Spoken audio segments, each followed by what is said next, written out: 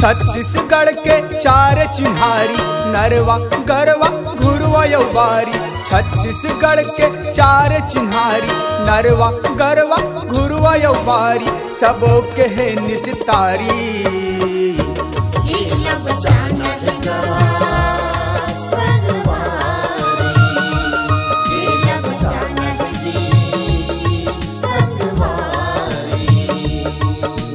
छत्तीसगढ़ के चार चिन्हारी नरवा गरवा घुरवा यौबारी।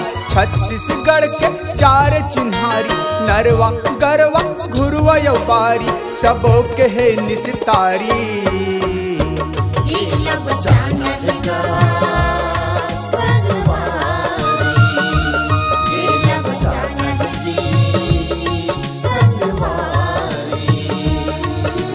छत्तीसगढ़ के चार चिन्हारी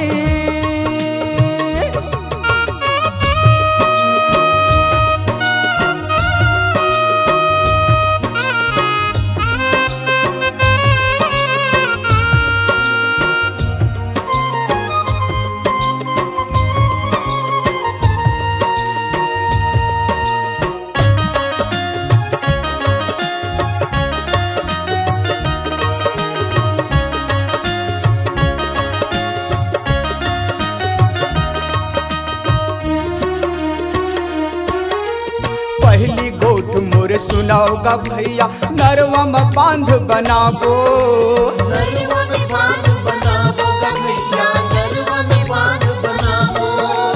बांध के पानी ला करबो सिंचाई धान के फसल उगाबो।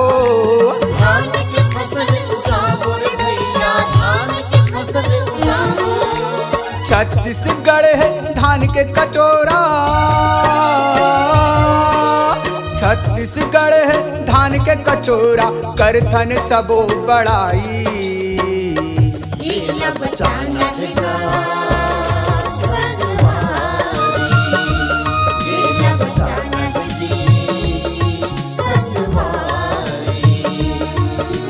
छत्तीसगढ़ के चार चिन्हारी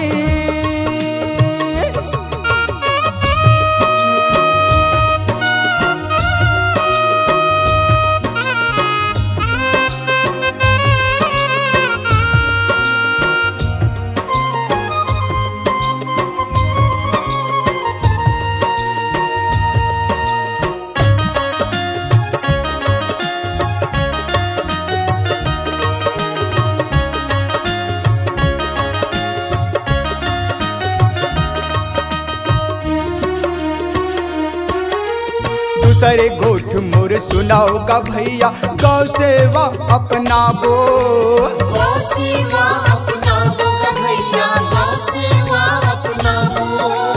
गौ माता के दूध दही और मही घी ला खाबो।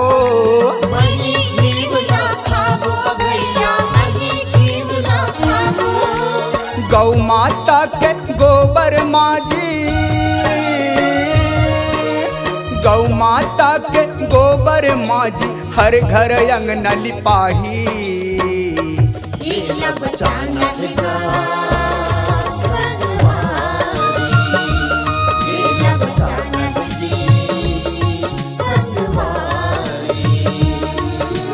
छत्तीसगढ़ के चार चिन्हारी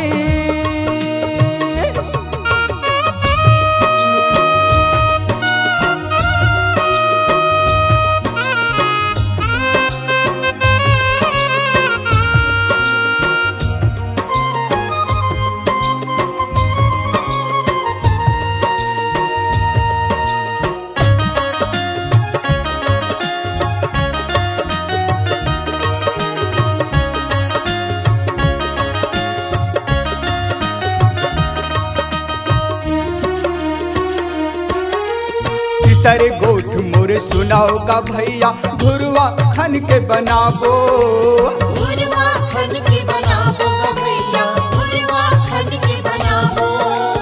गाँव शहर के कचरा गोबर घुरवा मले के सड़ाबो।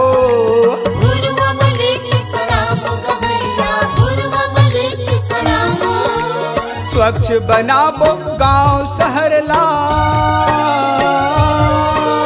स्वच्छ बनाबो गांव शहरला तब आही खुशहाली। केला बचाना है गा संगवारी, केला बचाना है जी संगवारी। छत्तीसगढ़ के चार चिन्हारी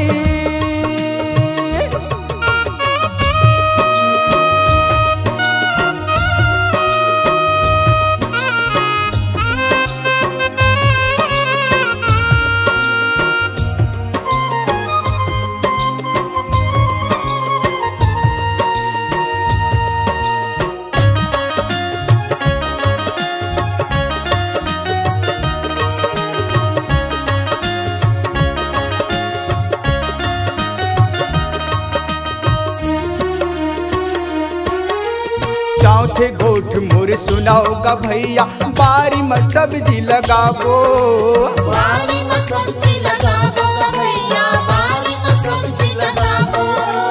धनिया मिर्चा और पताल चटनी पीस के खाबो, चटनी पीस के खाबो भैया, चटनी पीस के खाबो। आमा अमली किस्म किस्म के, आमा अमली किस्म किस्म के लगाबो न रुखराई।